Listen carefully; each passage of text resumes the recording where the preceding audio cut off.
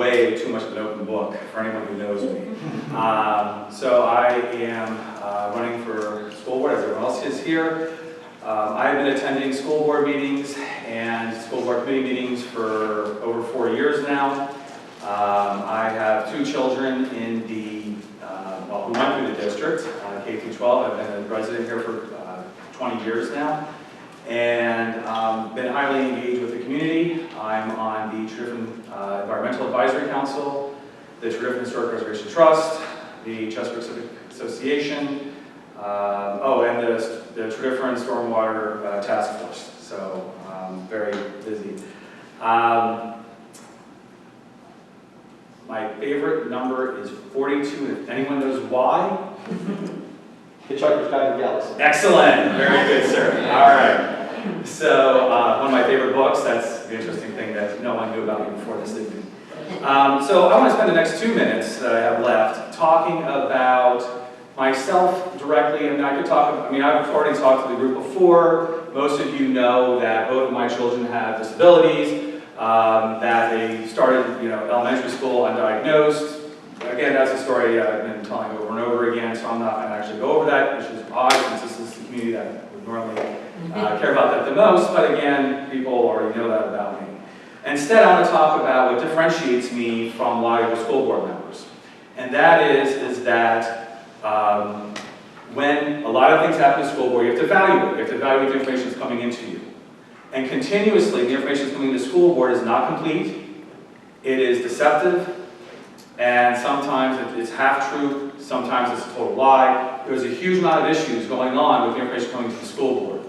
Over and over and over again, and this is not just words, it's demonstration, over and over and over again, I have pointed these things out live during school board meetings that are not being told the truth. I just found the last school board meeting, I was very concerned about a section of code that was used to justify it. I did my research today, that was from last night's meeting, did my research today, and that's not applicable to why the solicitor said that they could actually transfer an extra $2.5 million in capital funds. I was part of the community who figured out the fact that the accounting standards were not followed. A lot of school board members don't even still say that the accounting standards were followed just fine. They weren't. To the fact that a lot of school boards initially thought that you could not fix the accounting error, which you could. The list can go on, and I'm out of time soon, but anyone who has watched me at the school board meetings knows that I speak the truth, I speak the whole truth, and I don't play games with the truth. And when you need someone to go against the school board, not against school board, against administration stonewalls, and I will not allow that. As people know that about me, I do not allow the stonewall. So, thank you. So, could you give us your one fact that nobody knows? Oh, My favorite number is 42.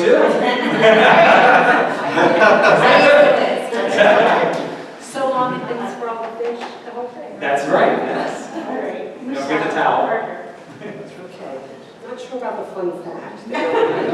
Fun or interesting? Fun or interesting? Okay. What do I actually want to share? So, I love dancing, and I decided recently, I don't know if any of you go to the Lombrada, but on Saturday nights at 10:30, they clear the floor and you can do salsa dancing. So I thought this would be a great idea, and I did it last December with friends whose kids do salsa dancing. And my sciatic nerve bugged me for about 2 weeks after that, so that's a little fun fact. So for those of you who don't know me, I'm Michele Berger. I've been a resident for 21 years in the district. I have 3 grown children now, but they went through the whole school system. And each one of them is a very different learner. All of my children in elementary school were in the Bridge program. Some of them transitioned out, one did not. I'm familiar with IEPs. One of my children had an IEP, went on to go to college, has a degree, and is gainfully employed. I would say that some of the things that you need to know about me as your current school board vice president and chair of facilities is that I have been advocating for our facilities on a facilities basis, that we have open access with our playground equipment, and we don't, the district does not actually pay for the playground equipment, but our PTOs fund it, and we've been working with getting a standardized list for the PTOs and making sure that any new equipment on these playgrounds is accessible to all children of all abilities. So that's something I'm very proud of. The other thing that I would like to highlight is that when we're doing the addition at the high school, I'm always looking at accessibility and that children are able to experience the building the same way, whether you're able-bodied or you have some physical limitations. So that's a focus of mine with this new high school addition. Some of the things you also should know about me is during this year, as I serve on finance and I serve on facilities, we've talked a little bit about financing the budget and the new initiative to get more training for OG. I don't serve on the education committee, but I attended many of them and sit on the side and have asked the questions like, how much money do you need to get all of our teachers in the elementary school to have OG training? And that's something I will continue to advocate for. I believe that it's something that needs to happen. I want to make sure that we're reviewing the data. We're starting that initiative now. I'd like to see that work through. And I want to make sure that on the website that we have information for parents about where to start the process. If you're starting to notice things about your child, how do you start that process and I want the communication to be standardized from building to building. I want to continue to meet with the taxpayers and parents, hear your ideas, be the voice for you. And when possible, I will continue to attend informational programs. I have gone to some. My time does not always allow me to do that, but it is something I'm committed to doing to represent you. Thank you, Chuck. So, we'll wait till the time gets set up. So, and then just give her a minute to answer that fast. So, Oh. yes. So, an interesting fact about me is that in my 20s, I did a lot of backcountry camping, and I would often go out for 3 days by myself. And I think of myself as this real nature person, but I realize, that I've kind of lost that, and so that's one of my goals. So I just want to thank Bill for hosting us tonight, and my name is Mary Garrett Itin. I was appointed to the school board over the summer, and I'm running for an election for a 2-year term. As a licensed social worker and a family member, I bring a unique perspective to the board. I've been very fortunate in my 30-year career to focus my work on strengthening children, families, and communities in multiple ways. My proudest professional moments have involved truly partnering with parents, youth, and professionals to create an environment for true listening, collaboration, and change. The process of applying for the vacancy and running for the school board have, for me, really helped me to solidify what I, as one of 9 members, truly bring to the board. I possess leadership skills for strengthening accountability and transparency, and experience working on multi-million-dollar county budgets and federal grants. I am a strong proponent of fiscal responsibility and making information both available to the public and easy to understand. I'm able to build relationships and truly listen to others' perspectives, ask questions to understand, and make informed decisions with multiple competing demands and interests. And I've asked myself, well, what is my vision? So my vision is to build on educational excellence of our district to establish an environment that provides for all of our children full access to educational opportunities and wellness. And I see this by continuing to strengthen our implementation of structured literacy based on the science of reading, examining our levels of inclusion, strengthening our social-emotional learning and mental health supports, and creating trauma-informed learning environments.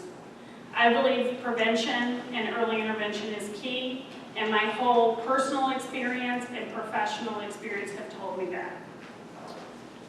I believe we need to be able to hold the truths of being the best school district and being and doing better for all of our students together to move forward. And I really believe that parents, youth, administrators, educators, citizens, and school board members can work together to make this happen. And I also really have been thinking a lot about, just the fact that in our society, the greatest, sorry. Do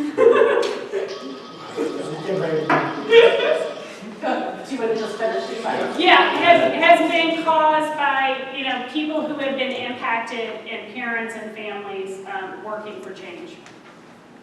Thank you. Anybody? Okay. Todd? Hi, I'm Todd Kantorczyk. Fun fact, I do CrossFit 5 days a week, and on a good day, I can deadlift 400 pounds. So, again, my name is Todd Kantorczyk, and I'm running unopposed for re-election to Tiede School Board Region 1. I should give a shout out here. Roberta Hotinski, the other Region 1 representative, who is also running unopposed, regrets that she can't be here tonight due to an unmovable work commitment. We have excellent schools, highly ranked in the state and nationally, with a special education program that is well regarded. But we are becoming a victim of our own success. We have an increasing student population and increased special education costs. As a result, special education funding in the district going forward is in the crosshairs. Every budget cycle, there have been calls for a deep dive into these costs, how to better estimate them, and how to, quote-unquote, control them.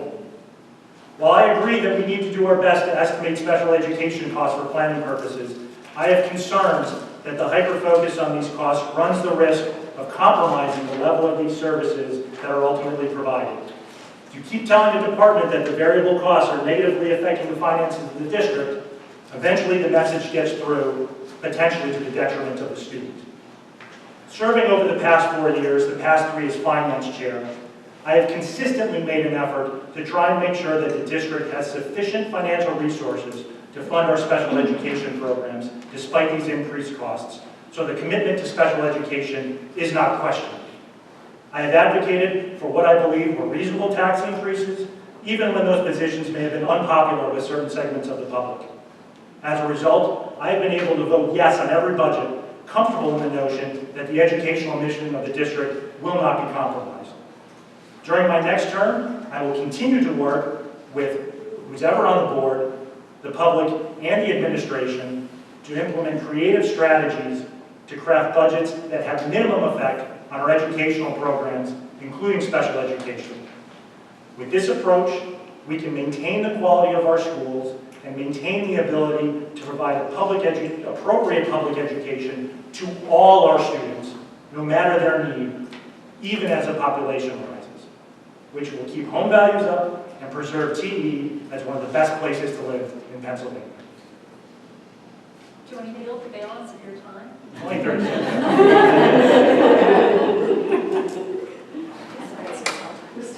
Can I say one? Wonderful. Good evening, my name is Nick Lee, and thanks so much for hosting. It was a wonderful event, and great to see some people coming out and joining on Tuesday evening. First and foremost, my wife and I, we live just up the road in Devon. My wife teaches at Villanova University. She's a professor in ethics at Villanova. I'm also a teacher. I teach at Salesianum School down in Wilmington, Delaware. So we are a family of educators. I think as we kind of continue the conversation, we'll give some of my expertise in that area, sort of the conversation proceeds. As a private school educator, I wear a lot of hats. I'm part of the Technology Integration Leadership Team, part of the Disciplinary Review Board, Diversity and Inclusion Team at my school, Salesianum School in Wilmington, Delaware. And I think sort of my experience in that translates well to what's sort of required on the school board. You got to wear a lot of hats. You got to talk to a lot of partners. And I think if we sort of like one kind of platform or goal would just be to try to beef up our partnerships with the community. I would argue we have the highest intellectual capital of any school district in the nation. And we are surrounded by 7 universities within a 5-mile radius. So I think engaging with families, engaging the community is really going to be sort of a recipe for success. We've done it before and we'll continue to do it. Particularly in the areas of technology, students' technology. Just was listening to NPR this morning. It said that your average teenager spends 7 hours and 22 minutes on a screen each day, and that's outside of their time in school. That's not even the screen they may be working on in school. So that's something we need to partner with parents to talk about we serve our students in that regard. I see it every day with my seniors. We're a one-to-one school. I see it every day, sort of the struggle they have with sleep, with just sort of their addictions to technology. So that's certainly one area. I'd love to partner, talk more about sustainability in our schools. Maybe it's because I'm one of maybe a few millennials here on this board, but it's a crucial issue, and there's a lot of emerging jobs in that issue. So I think kind of gotta get the community to discuss that as well. We're from St. Louis, Missouri, and we have a program in Missouri called the 1818 program, and it's essentially getting college credit at the high school level. And I'd love to explore opportunities to do that locally as well. We have so many universities close by, and I think that's something we can explore at Conestoga, certainly. So, yeah, I think with that, I give my fact. No, give your fact. I'll continue the train sort of outdoorsy, and I can't do as much as you. But my fun fact, for my honeymoon, my wife and I, we climbed the highest mountain in New Mexico, one of the Rocky Mountains, and Wheeler Peak. So we're also kind of an outdoorsy family. So, yeah, thank you. Thank you. This is Ricky. So I'm going to lead with my fun fact because Nick led with his honeymoon. I will lead with my honeymoon. My husband John and I had $0, and we were living in Southern California. We went on a road trip to Northern California, and we drank all the free wine in Napa. So that's what we did for our fun fact. Okay, so my name is Kate Murphy. I grew up in TE. I went to Valley Forge Elementary School, Valley Forge Middle School, Conestoga High School. I met my husband at Conestoga. We were both on the spoke together. These folks up here, we've been to a lot of these in the last couple weeks, so everybody here has heard this story. But I met him on a second floor large group room at Conestoga High School. He was my nemesis / competition in high school. He was my ride in college. We both went to the same college. And then post that, he became my husband / father of my kids, etc. So we have 3 children. Our oldest daughter is 13. She's in 8th grade at TE Middle School. We have a 4th grader at Beaumont and a 2nd grader at Beaumont. We've lived all over the country. We lived in Ithaca, Baltimore, Los Angeles, Boston, Washington, D.C., and after we had our first daughter, Sally, she was 1, we moved to Berwyn because we thought it would be great to live near our families. That's how we ended up here. I think one of the values I bring to this board is I'm with you. I'm a parent. I have young kids in the school district, so I'm living all of this real time. If someone talks about an experience with a 2nd grader, I understand because I have a 2nd grader. I'm living it real time with you. I think when my husband and I moved to TE, we moved here because we wanted the same excellent public education for our kids that we've gotten. And I think as we are living through this, we're seeing opportunities for not just the same great education, but actually a better education than we got. And I think the areas where I see the most opportunity for improvement are in literacy and in equity. There are opportunities, and I think I've supported those initiatives and led in some areas. So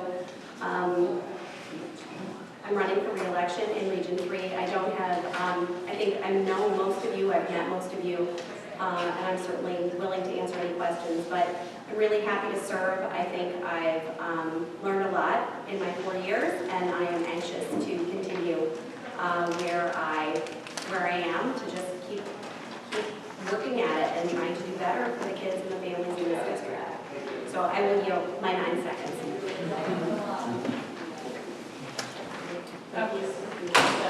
Hi, I'm Stacy Stone, and my fun fact, when I was 15, I lived in Fayetteville, North Carolina, where I grew up. Fort Bragg was there, and I was a lighting designer. I worked over at the Fort Bragg Playhouse, and I was ordering around soldiers and saying, hang that Lego, soldier, and I would get yes ma'am back. It was a rush. Cool. So that's actually a good story. It is a good story. I wouldn't have done that. My husband and I lived in Tredyffrin for 33 years. He's the head of the physics department at Drexel, and we have 2 grown sons, both of whom attended schools in TE, and one went K-12 through TE, is now a med school student, and they're sick of hearing that.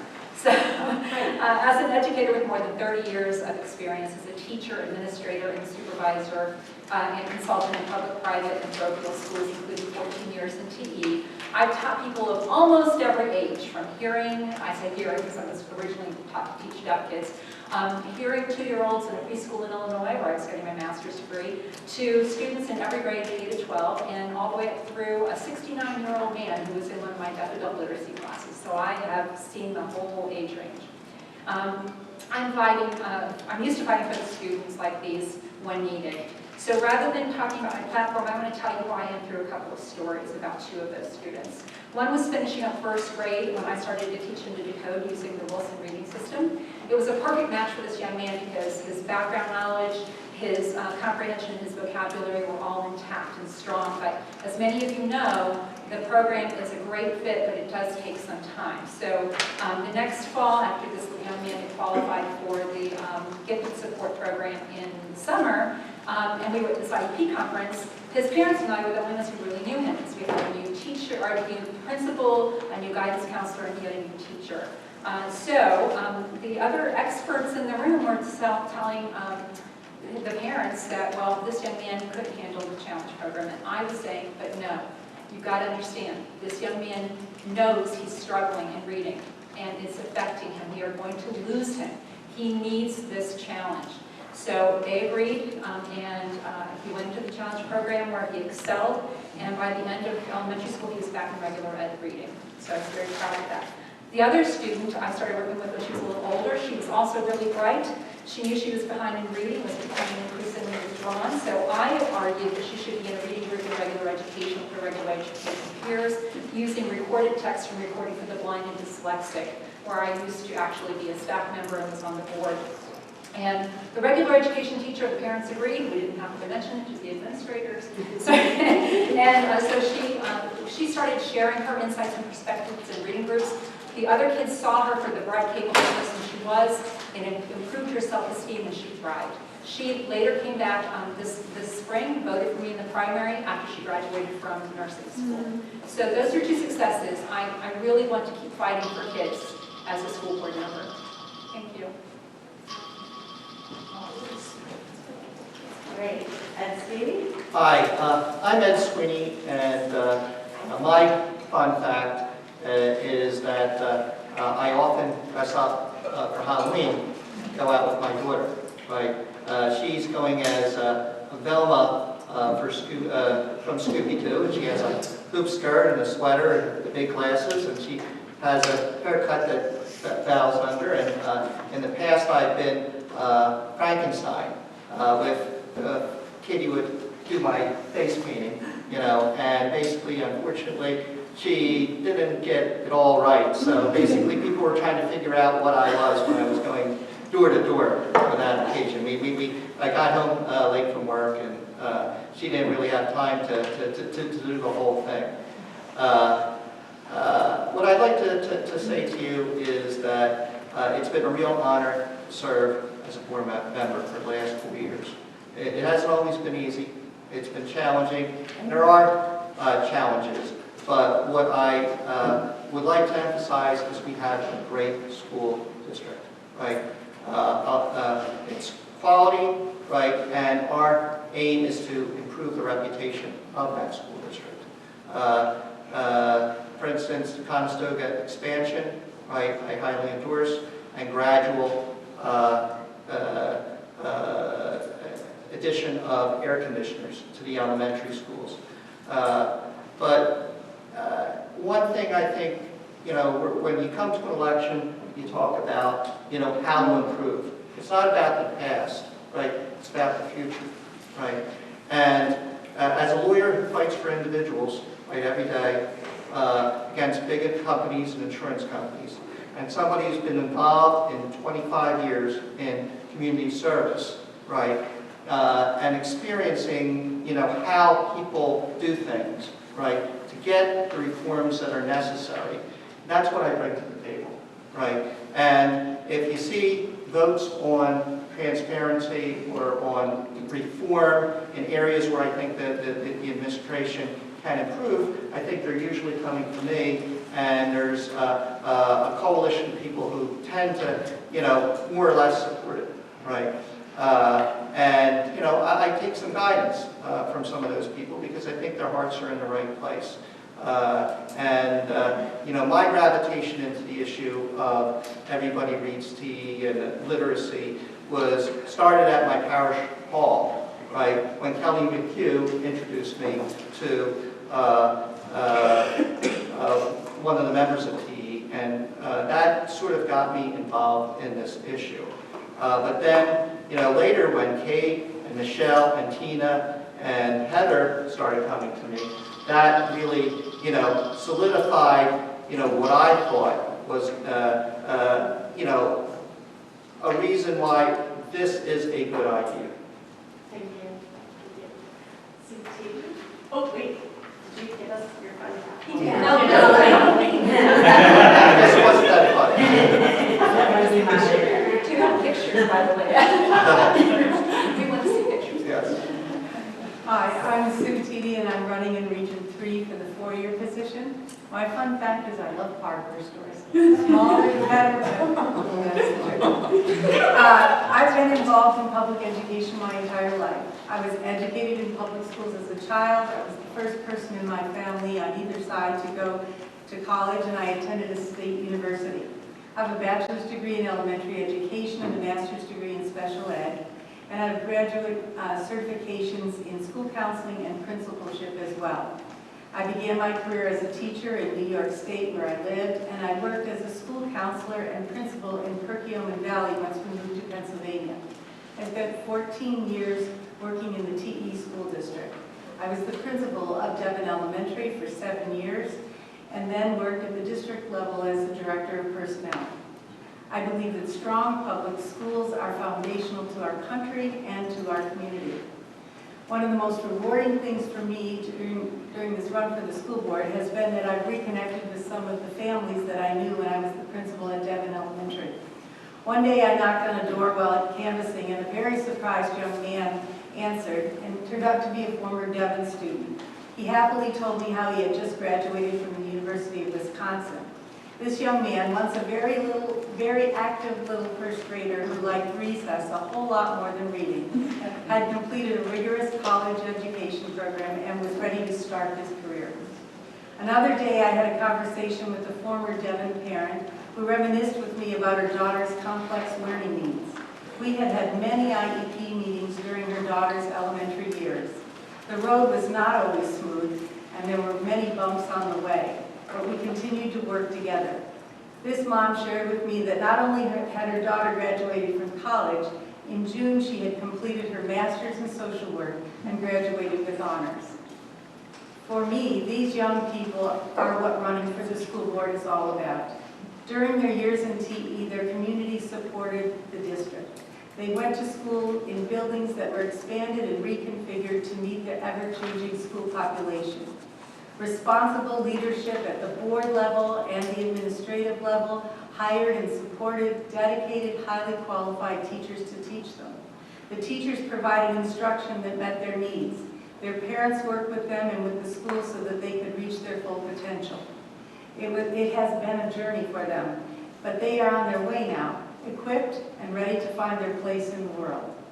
We have more students in TE now than we ever had. Going forward, the board will need to make decisions about how to provide for that growing number of students while still being responsible to taxpayers and the community in which we live. I want to apply what I have learned in my career to those challenges. In order to do that, we are going to have to work together.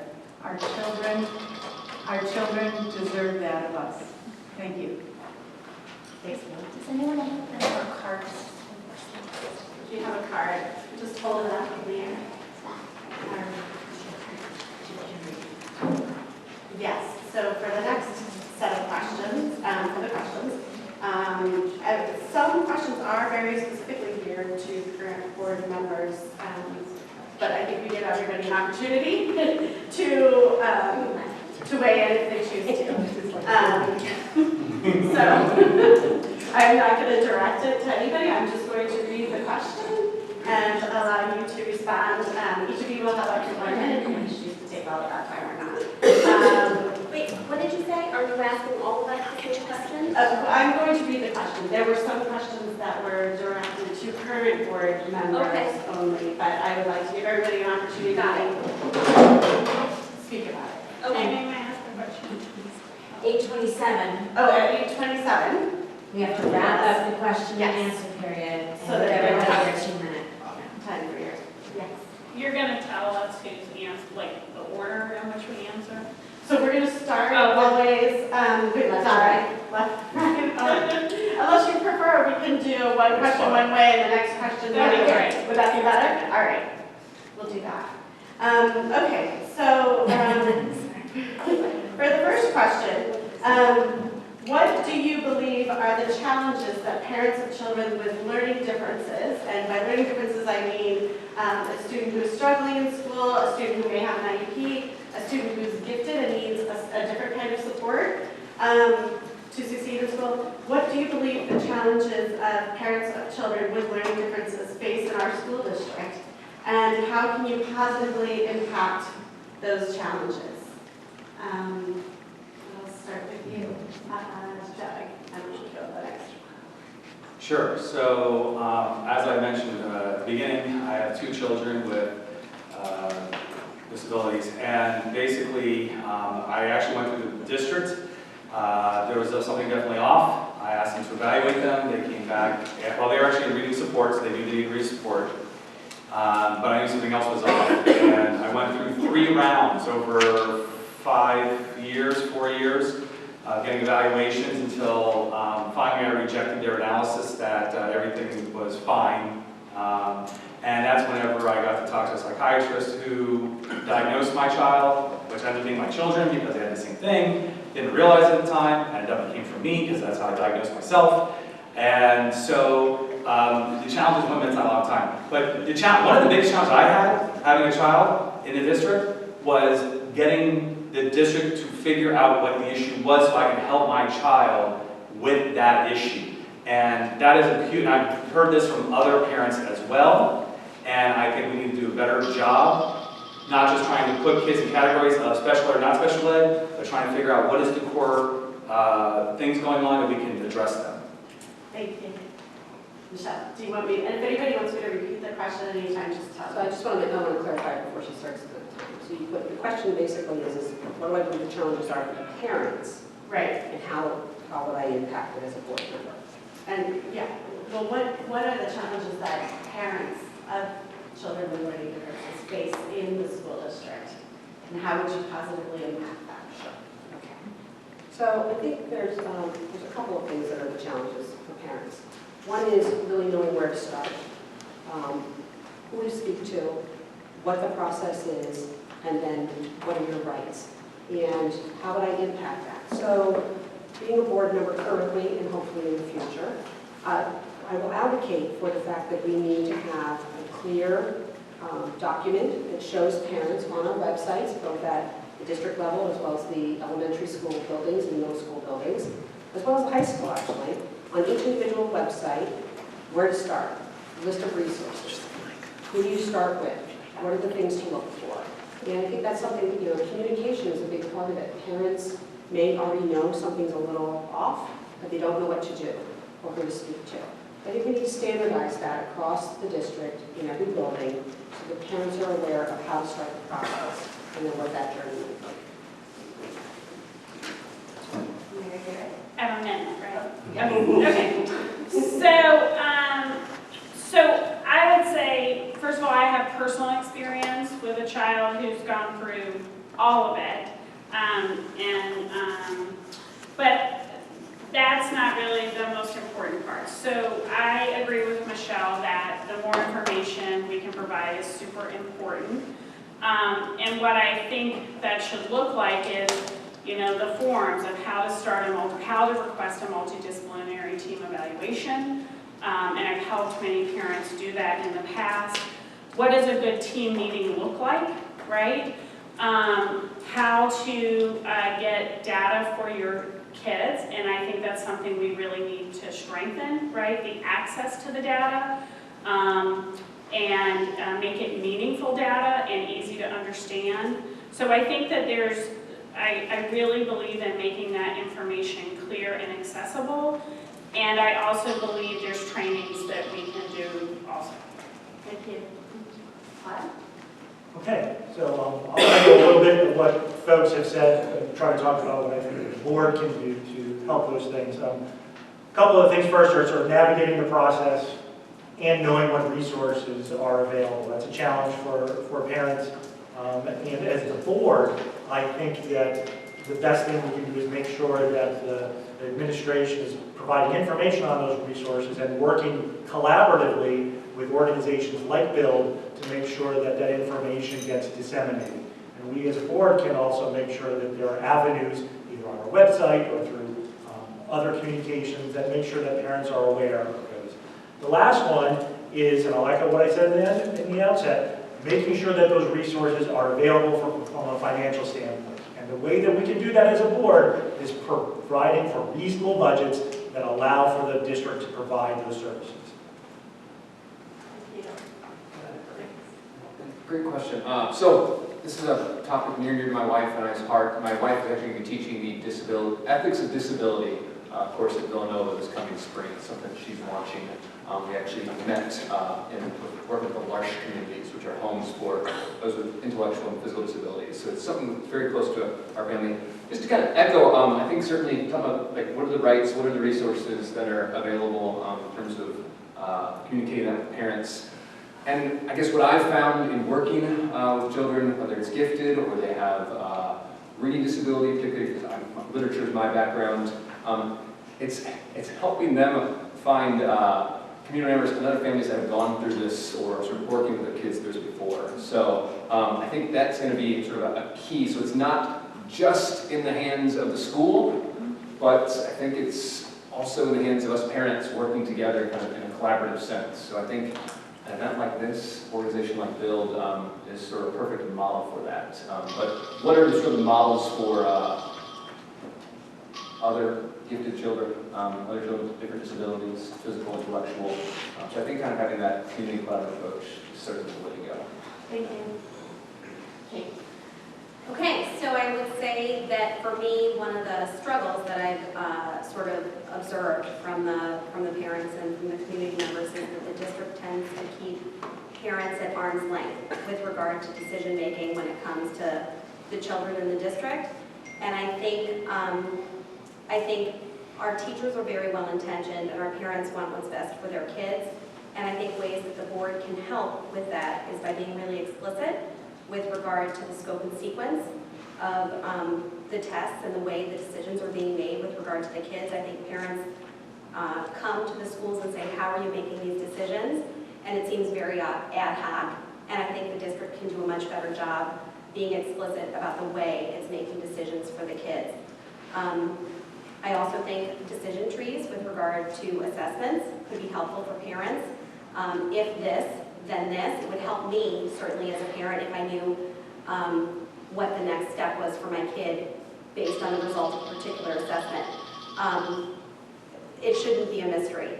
The board started, just to wrap up, the board has started making very important decisions with this regard. In this regard, we're talking about different ways to share data with parents, different ways to make it more explicit, and I think that's been a really huge effort for all of us in the last year. And I look forward to continuing to work on it. Sorry, I went over my time. Thank you. Yep. Stacy? A lot of improvements have been taken, including communication and collaboration are really important. One thing I want to make sure that we all do, and that I would emphasize, is that the school needs to see the parents as the experts on their children. That's something that I don't think always happens. It's supposed to. It's absolutely supposed to. And so I have a very short story. When I got back into education after I stayed home with my child who was very sick when he was born, I had a student with Asperger's for the first time. I didn't know anything about it. I went with the parent to different conferences.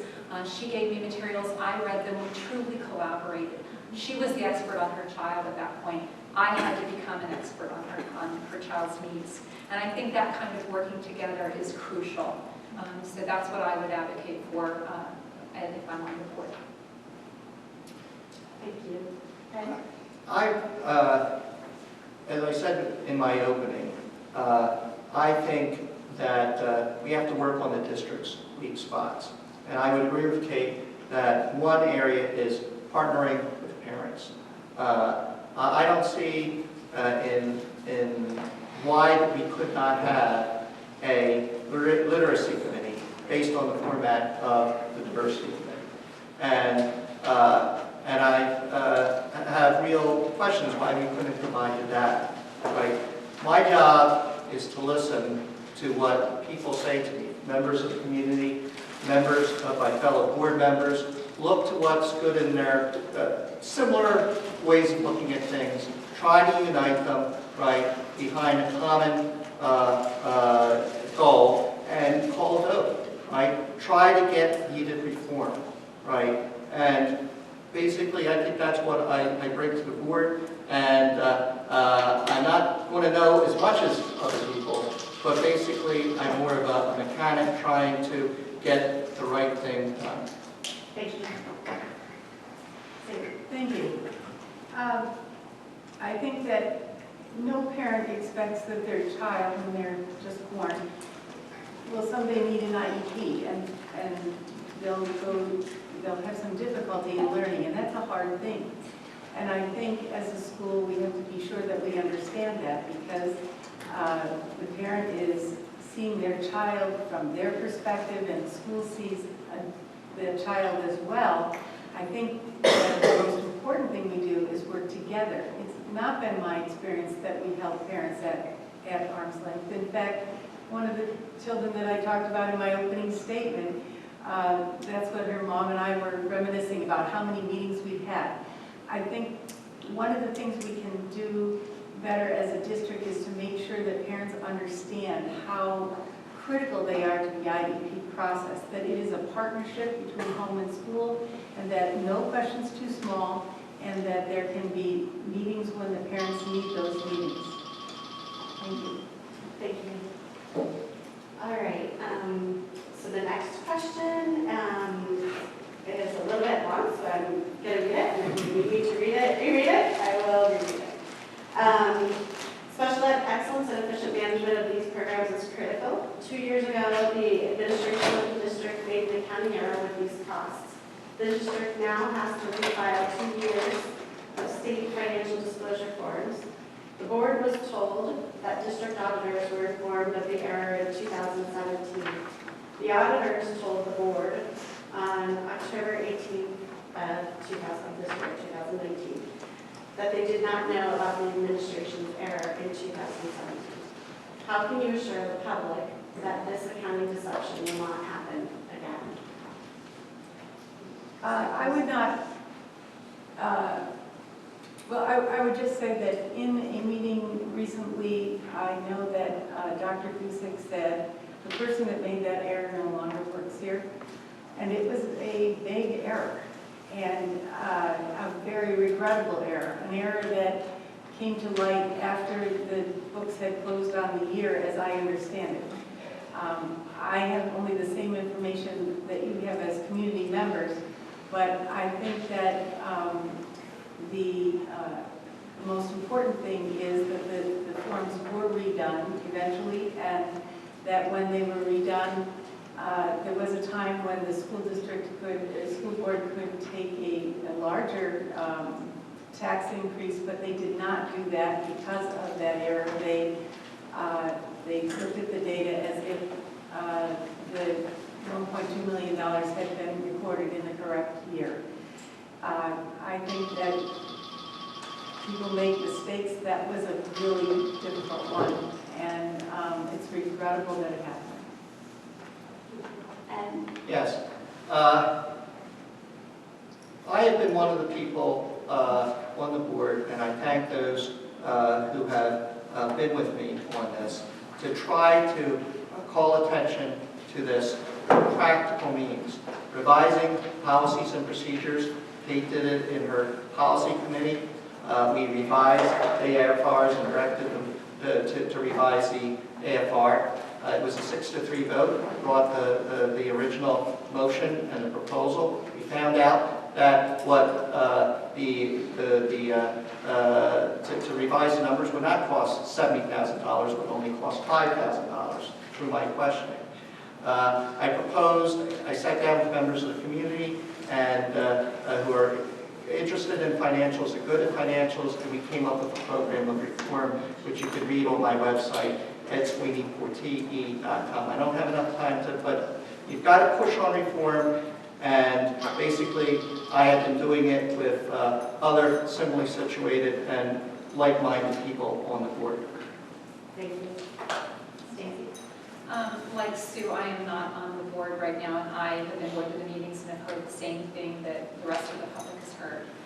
So I think there's more to hear and more to find out about, and I think there are processes in place where that will happen. I understand the Finance Committee meeting that's upcoming will focus a lot of attention on this. So I will definitely be there and will be paying strict attention.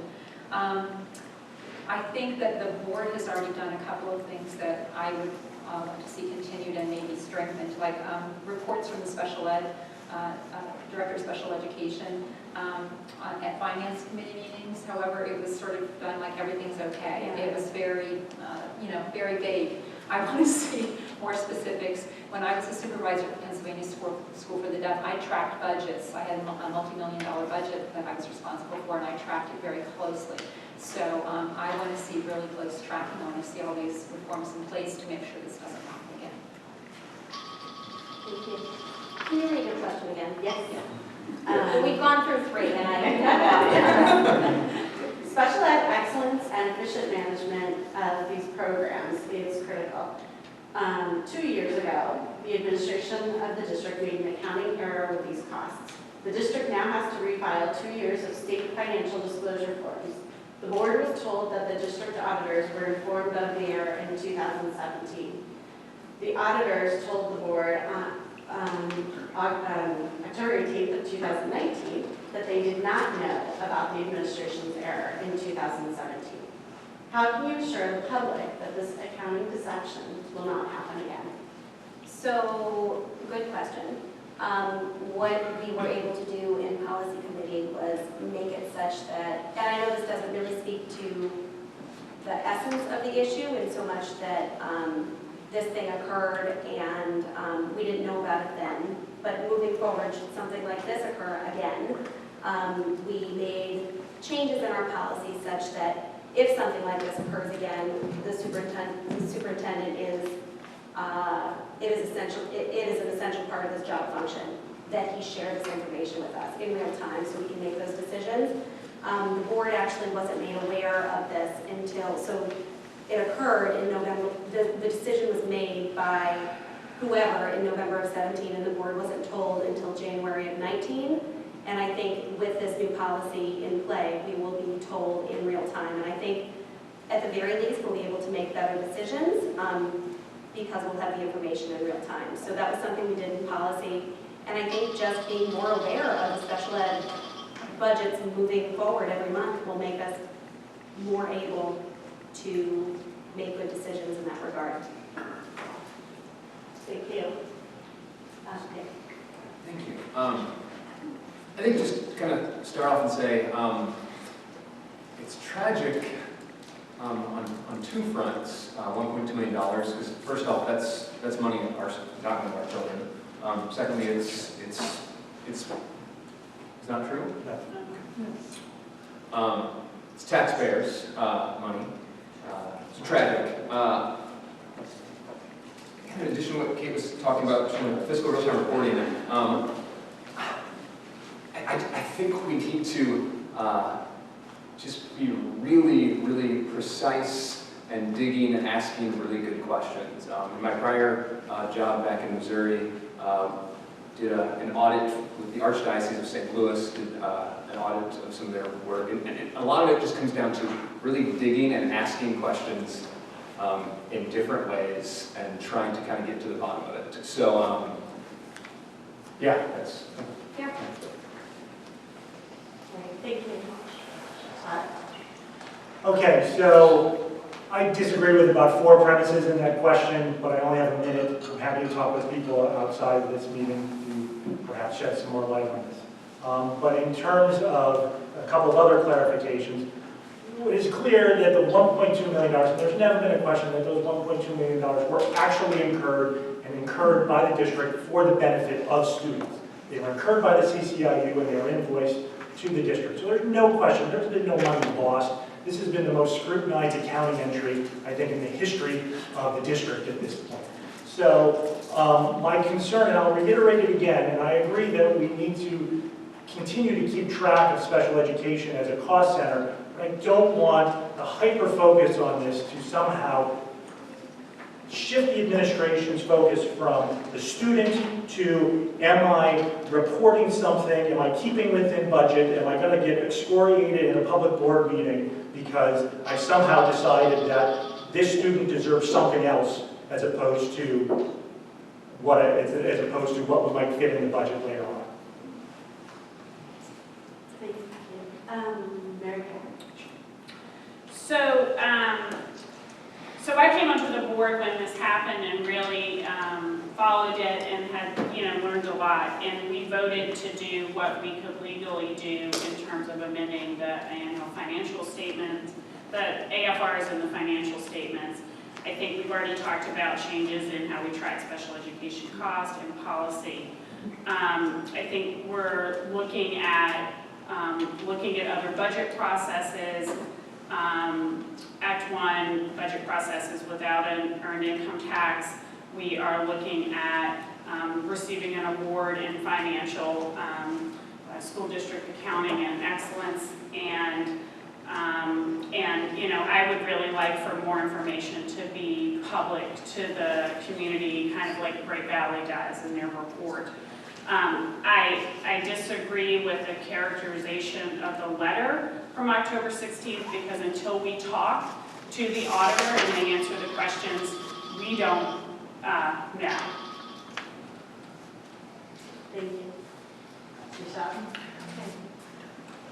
So, the board did go through a process. It was public, it was transparent. There were explanations given. Some people believe the explanations, others continue to challenge it. We have listened to the public. We were asked to evaluate restating the AFRs. We sought legal counsel for that. Once the legal rendering took place, we moved forward. Last spring, we had received a letter from our auditor with statements. It was reviewed and questioned in the Finance Committee. We've now received a second letter that we don't have an answer yet. We have a Finance Committee meeting on Tuesday, November the 11th.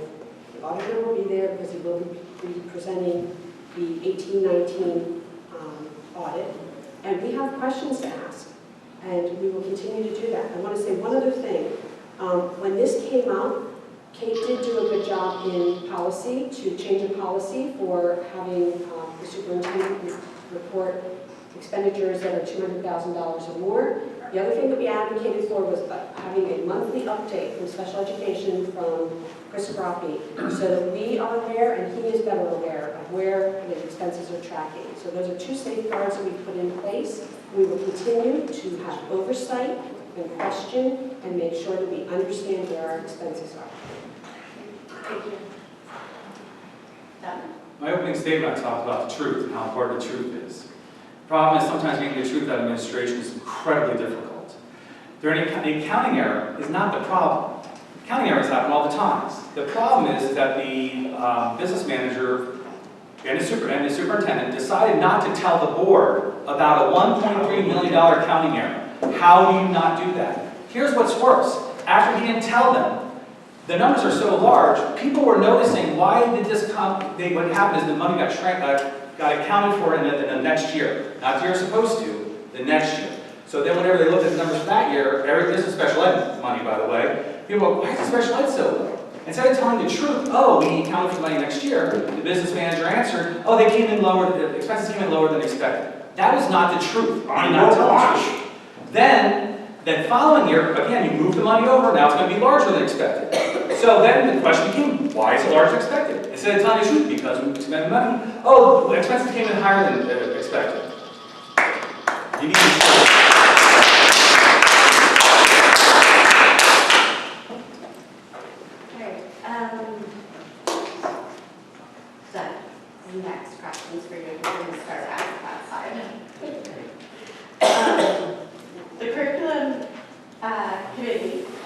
school district will take up literacy. The committee has 3 parents and 3 community members. The same 6 parents and community members since 2016. We have been trying for weeks to get the school district to explain how these people were selected. We have been ignored. Is this okay to have the same people on this committee? How will you ensure that all parents understand and have a voice? How will you specifically hold the administration accountable? Again, the school board in general really does want to listen to the parents. The parents are obviously very engaged. The teachers are engaged. The barrier is administration. They are arrogant. They do not want to listen. When you go to them, they will stonewall you, and they will stonewall you through process.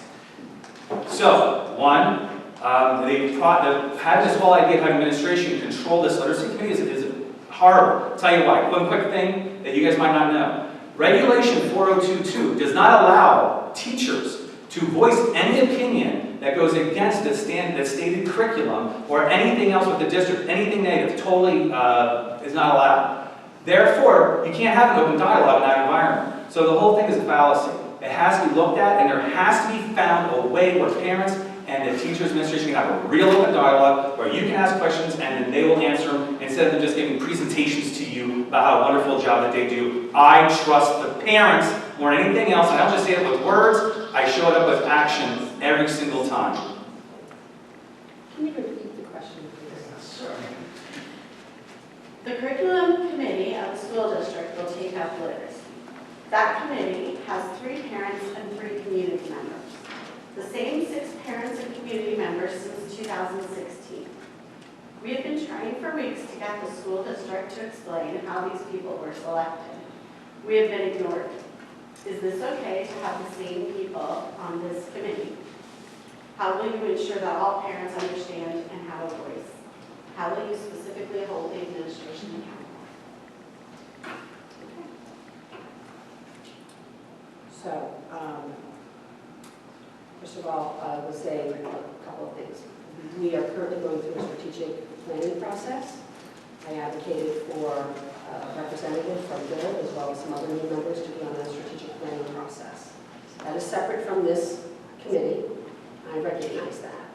But I truly believe having some people involved in strategic planning committee will get us where we need to be and will shed some light on the issues that will be helping to guide a curriculum committee that has parents on it and teachers on it. I'd also say that in our education committee meetings, we are listening, we are trying to move things forward, and I don't know specifically. The specific question was the same 3 parents. I'm sorry. Let her speak.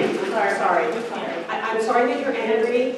I'm not angry. I'm here to inform people, and I don't appreciate I wrote the questions, so you're not answering it. I don't appreciate being here. I'm sorry, but we're, yeah. Thank you. So anyhow, you know, you are my neighbors. Many of you are my friends. You know my character.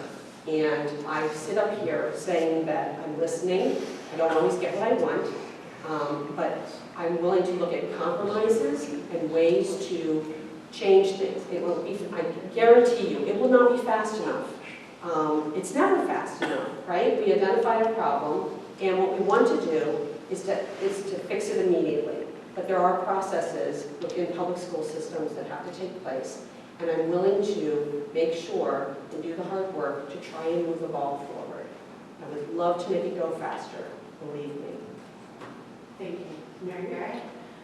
So I've already been thinking about this and talking to some other board members about it, and I've talked to the administration about it. I really believe that we need to look at the way that we choose the parent representatives and the members of this curriculum council focused on literacy, at least for, I think the good thing about the curriculum council is it can focus on something else now, but we really need to focus on literacy.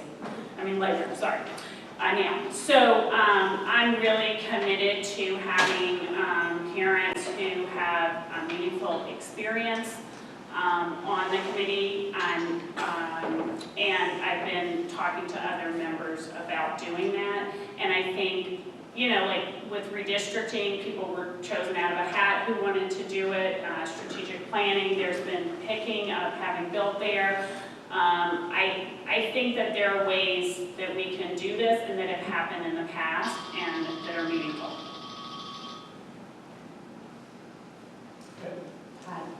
So I think we were very clear in our policy committee meeting when we talked about the revamped curriculum committee that we want to get revamped and we wanted restructured in a way that allowed for additional and different parent participation and teacher participation and administration participation in a meaningful way. And so we've given that, as a board, we've given that instruction to the administration. Yes, the administration will likely report back to us at some point, probably in an education meeting or in some other format about the progress of that. And on top of that, I expect and I hope that you all who are interested in this will come back and report to us and tell us how it's going from your perspective. And based upon that, then the board can provide oversight and additional direction to the administration as to how we want this to go, whether it's going okay or whether it's not going okay. And so that is how the feedback loop, I hope, will work in this regard. Thank you. I guess I'll just say, I mean, I think tonight is a good example of parents sharing their voice. I do just want to kind of affirm, I think what Michele was talking about, just, you know, processes are necessary, and having, allowing the administration and the team to sort of get their hands dirty with it is really, really important. So I agree with you in that regard. So I don't think we can have every single voice every single night, but yeah, I think more forums like this are going to be necessary, and whether that's going to be expansion, going to be more members, but I think it's being heard. So I mean, that's not terribly satisfying, but maybe we need to kind of look at more subcommittees on some of these various areas. Literacy subcommittee seems like a very doable. I don't think it's an overbearing request. So yeah. Okay, so when Ed and I sort of presented this idea in policy, the idea of a literacy committee was to educate parents, support our teachers, educate the taxpayers, and then agree to terms. Because I think when somebody says science of reading, it might mean something different to you than it means to you than it means to you. So I think this was an opportunity to agree to terms. The board was not, did not support, enough people on the board didn't support the idea of forming a separate literacy committee. So that work, the board did commit to include in a curriculum council. I think one of the things that we need to do in curriculum council is invite all the critics. There are people who criticize and people who have different opinions about the way we're doing work in TE. I think we should invite them. I think we should hear everything they have to say. I think we should incorporate their ideas into ours and try to come up with something better. I think we should pick people as opposed to picking out of a hat. I think we should pick people with specific expertise in this area. And I think we should commit as a board. I went to a literacy conference in Syracuse maybe 2 weeks ago, and what I will say is school districts like ours all over the country are experiencing the same kinds of struggles we are. So we are in the perfect place to execute change, and what we're feeling and what we're experiencing is 100% normal. So we just need to push on and get through it. Thank you. Stacy. Okay, actually, you found out more about this best kept secret curriculum council than I've been able to. I had a kid go K-12 through TE. I was a teacher there for 14 years, and I didn't know about its existence even. It doesn't appear anywhere on the website, so I have a lot of problems with the way it has been. However, I trust that the board is sincere in wanting to revamp this council. I think it can be done. I would want to see representation if there are three, I don't even know, I'm taking what you said. If there are three parents, have one nominated by a group like Bill or the PTO or everyone reads TE. Have one appointed by the administration, have one appointed by the board. Community members, a similar kind of selection process. Are there administrators, are there teachers, are there school board members on this? I don't even know, but we can create this the way we want it to be. It's to be revamped, let's do it, let's make sure we're working collaboratively and get this done. Thank you. As an employment lawyer who deals with big companies and sues them as an employment lawyer every day, I know an unhealthy corporate culture, right? I know when there needs to be a course change. And I agree with Doug Anestad's analysis. We don't want an echo chamber, right? And I agree with the simple idea that if we're going to use a curriculum committee, we need to reconstitute it, maybe a lot more members, a lot stronger voice on the literacy issue. But I would go back, that was almost, no one heard of this, as Stacy mentioned, for years. I think where it should be is a literacy committee. That is the reform that is important, because basically it's such a complex issue to deal with. You know, it's not one you can pick up, and you need interaction and dialogue. That's what I found through talking to intelligent members on the board on this issue and through my own research. Thank you. Sue.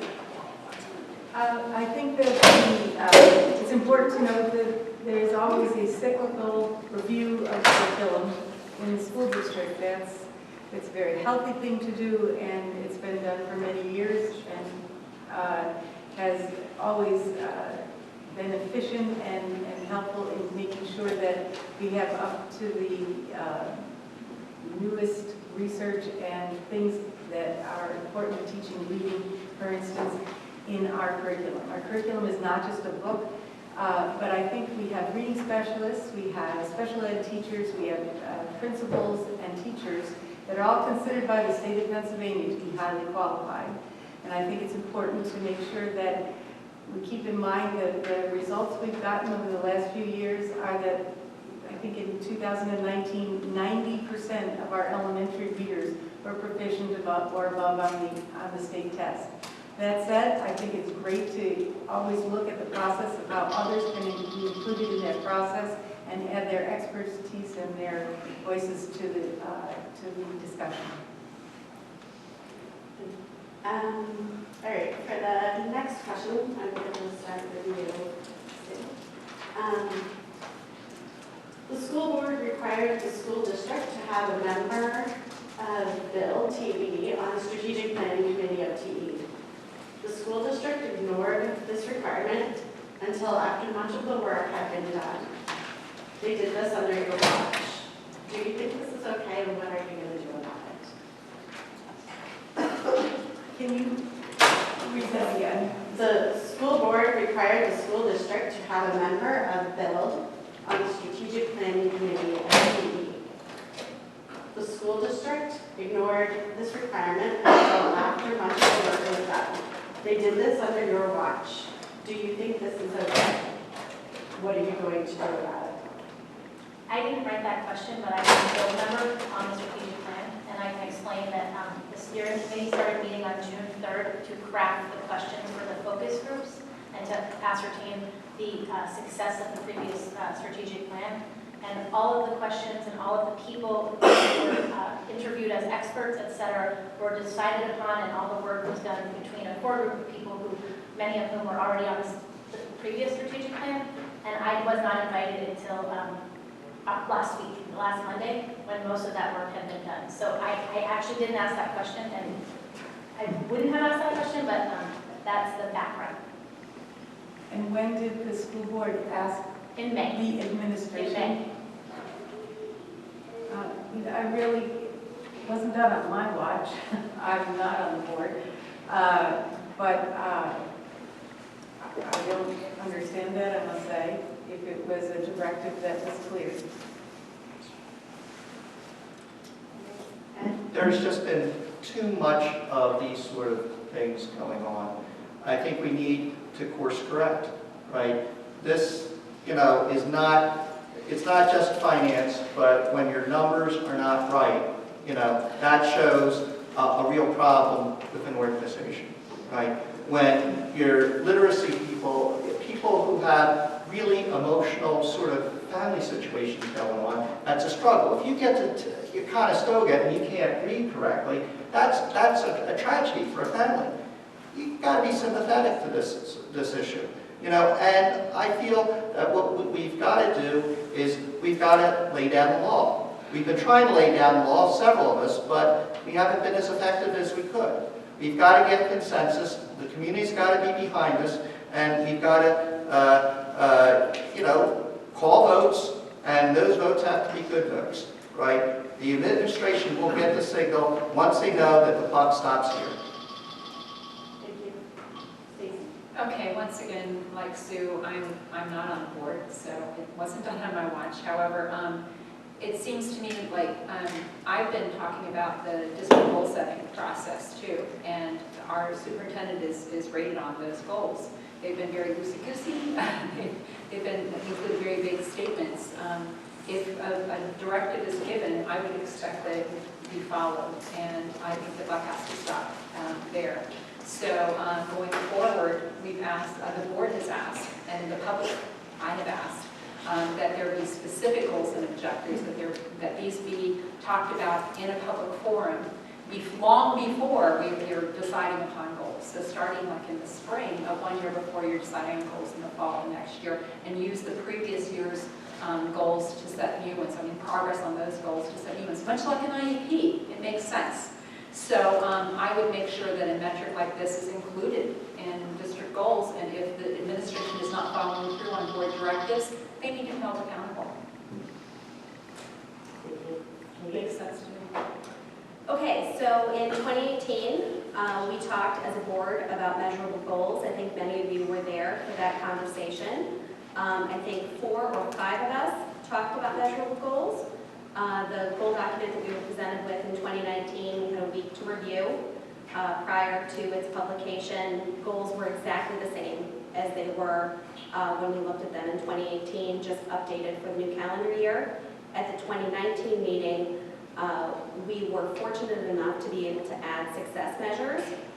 So the superintendent went ahead and included for approval measures of success. So at the very least, we were able to look at what he had in mind or what the district had in mind when they established these goals.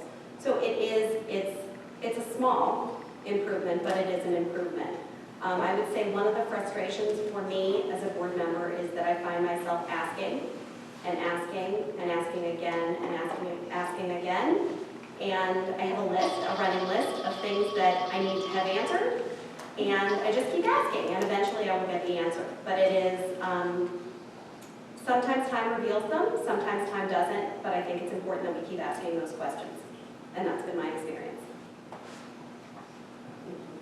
I think to echo what Sue and Stacy said, not having been on the board, I think maybe just a follow-up question. Were you given any indication, you said, so last Monday, sort of why now?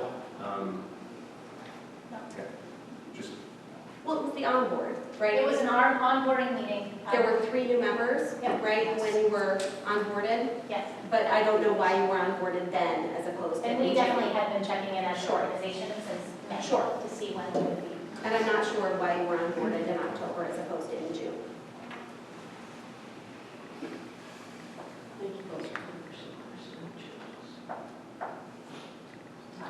Oh, is it, are we done? That's all. I just kind of want to get a little more information. So yeah. Sorry. Yeah, I was taking notes there. So. Okay. I will admit that we talked about the strategic planning process, which is a lengthy process as a board.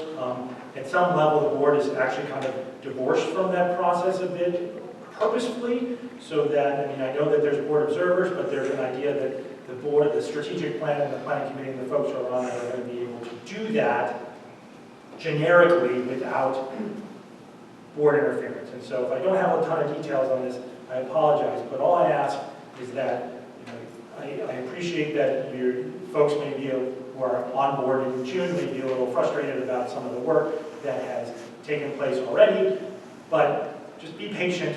It's a long process, and I believe that at the end, you're going to feel that your input has been taken in that regard. And so all I can say is just be patient. Can you read the question one more time?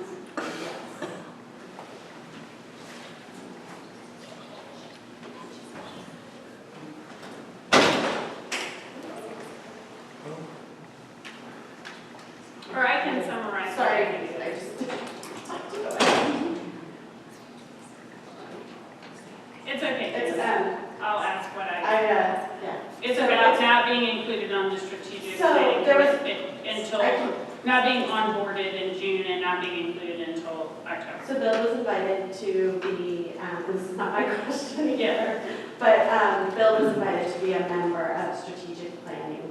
I believe that the idea the board had to recognize the population of students that need support. Just to clarify, so we asked that Class B organizations, the Class B organizations are part of our policy, and those organizations are sometimes our greatest sort of fans and also critics, so we thought it was important to engage them in that process. We had a conversation, I think, at Education Committee, where we asked that Class B organizations, we make sure there's a representative from each of them.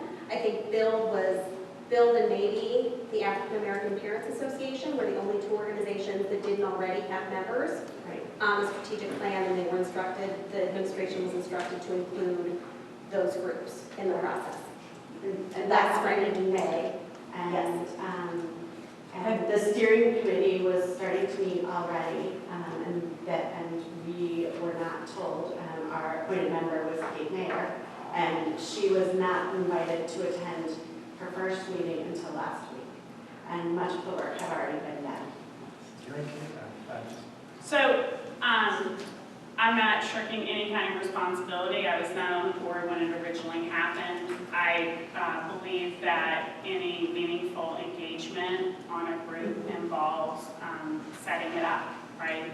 And so I would say that, you know, that's not okay, right? And I would also say that, as I said earlier, that having meaningful parent input and having people who know from lived experience and the amount of work that you've done to understand and know things is really important.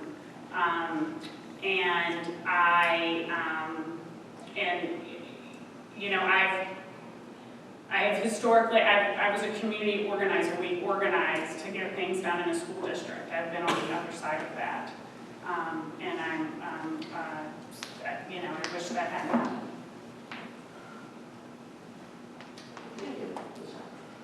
So, a couple things. It's my first time being involved with strategic planning. I know that there were meetings that took place that I did not participate in. I was at the meeting that Kate was at. That was my first one, other than the That beginning. Kate, not that Kate, I came getting that Kate. And that I'm still learning about strategic planning. I know that there is a steering committee. My impression of the whole process is that there are some segments to it, and people are kept a little separate with some of it. Kate Murphy's husband does serve on that steering committee, and served on the last one, I believe. Am I correct with that fact? He was on Oh, the yeah. last one? Trying to shop things. Yeah. Yep. So I'm there to observe, and Roberta was actually there. She will be doing some, I understand her will maybe doing some of the work. So it was an orientation, and the work is just beginning. So everyone, I believe, is in place now, and we'll continue with that work forward. I don't think it was anything to exclude anybody, but I can look into that. I'm happy to look into that. Thank you. Done. I'm not surprised, obviously.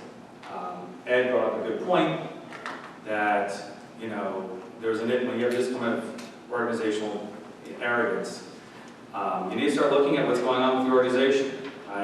Kate's comment was very excellent. You know, she keeps asking questions. They're not answering them. Why? Why does this administration think it is okay to treat the school board, who is their boss, like mushrooms? Keep in the dark and feed them a lot of manure. Why? The pattern repeats itself over and over and over again. This is just yet another example. It's just another pattern, constantly. Why does this man not feel like he has to tell the school board whenever $1.3 million is going to be accounted for in the wrong fiscal year? I mean, there's so many examples. I only have 8 seconds left, but this is unacceptable, and it needs to change. Either the administration changes, or you get new administration. Thank you. done, you ready? Much Oh, yeah. Can we do one more, are we done? What time are you done? One more. Yeah. Tough.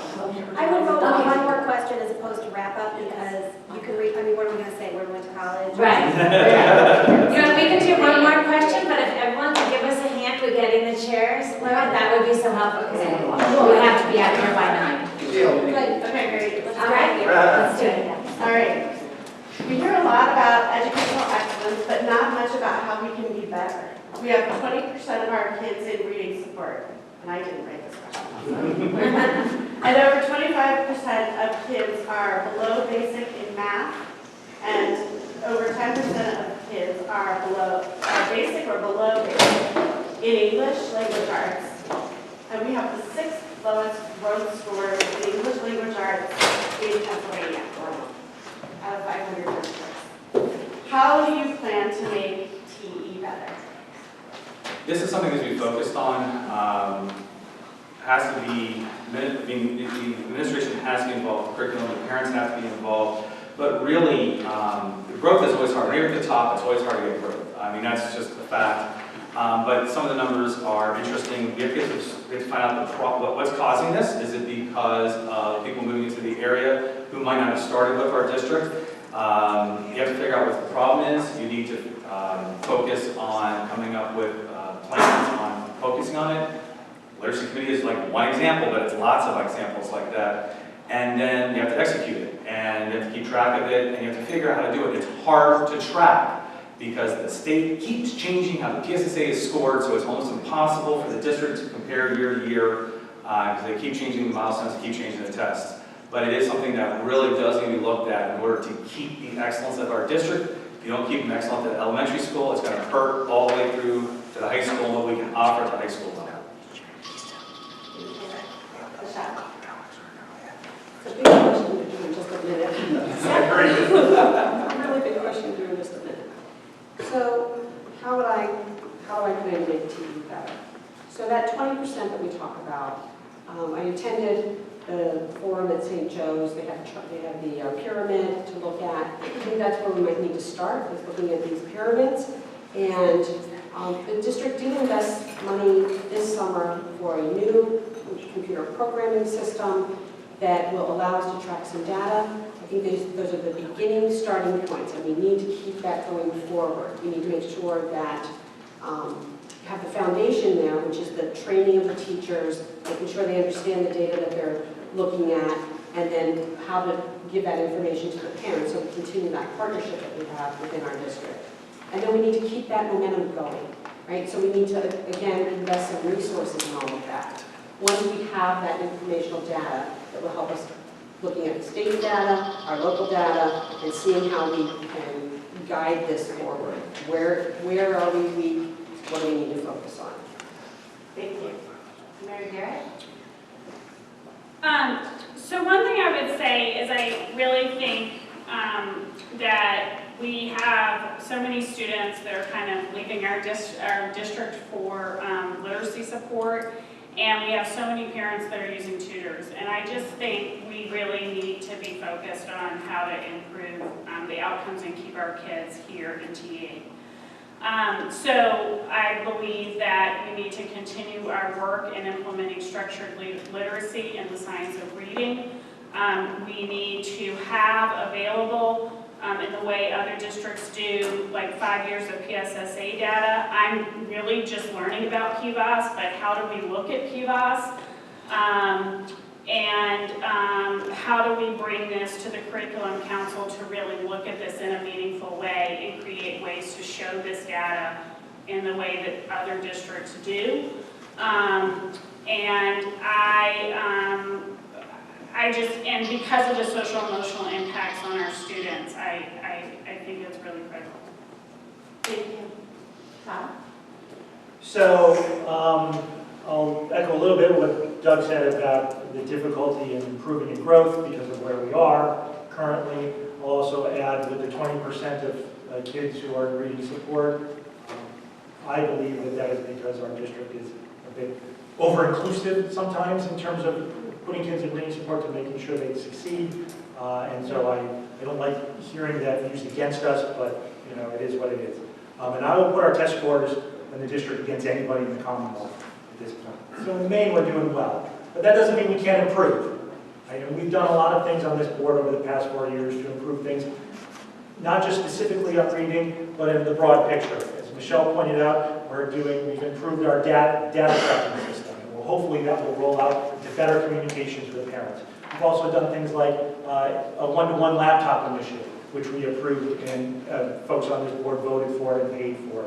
We've also shifted start times so that kids can get more sleep, right? So it's those sorts of things that we need to be able, as a board member, you need to be able to look at it in a broad perspective and be able to apply those to the district to improve those sorts of things going forward. Thank you. Just at the beginning, I moved here, I will say it time and time again, we have maybe the highest concentration of intellectual capital of any part of the country. I mean, I live in Northern Virginia, and you know, I'd put that maybe at a close second.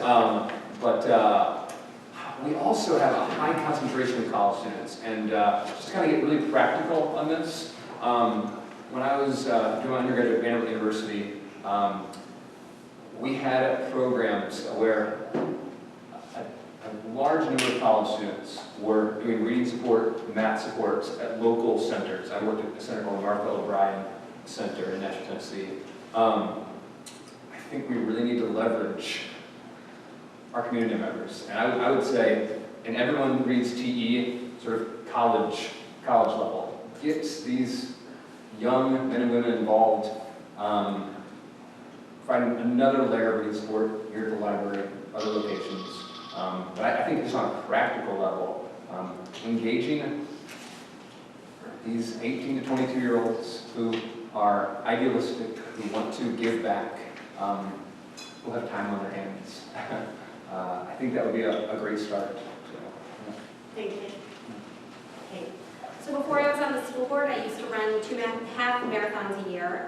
Now I don't because I have no time and I'm eating my feelings. So, but when I was doing that, my first race, we were coming up the hill by Fairmount Park and I was pacing behind this girl the whole time, 10-minute miles, it was awesome. She barfed right in the middle of the hill and I thought, oh man, I am host, right? But running up the hill, the woman looked at me, eye contact to eye contact, and she said, it's supposed to be hard, right? So what I keep thinking, what my mission is as we're moving through this place, we're the best school district, we're well trained, we're fit, we're running up the hill. It is supposed to be hard. It is supposed to be hard for us to find ways to do better. It's not easy, right? We're getting 90% of everything right. But what I know is that 20% of our kids are in pre-special ed reading support. Those are children who don't qualify for IEPs, but are also not capable of reading on grade level.